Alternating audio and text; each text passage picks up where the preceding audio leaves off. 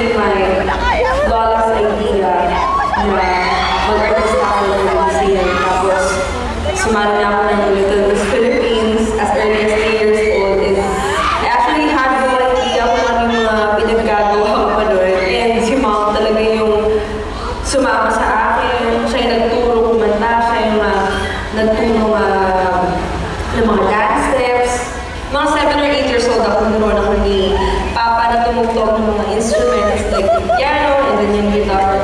Sumali ako sa Popstar Kids when I was 11. The next year na call back ulit ako si Popstar Kids. So, 12 years old ako noon hanggang sa naging defending champion na ako. Unfortunately, natalo na ako.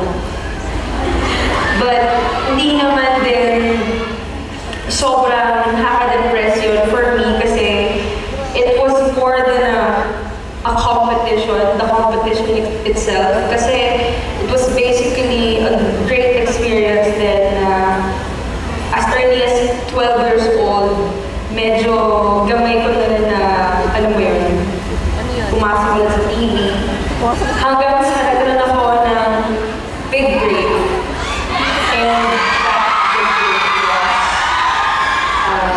kumanta ako ng theme song ng Jessie. Yung pinaka-una ko nang ginawa. Decided na ako na mag-aaral na lang sa kasi mag-decide para sinagawa ng Papa na huwag ka na ituloy since you like mag-aaral. And then, yeah, it happened.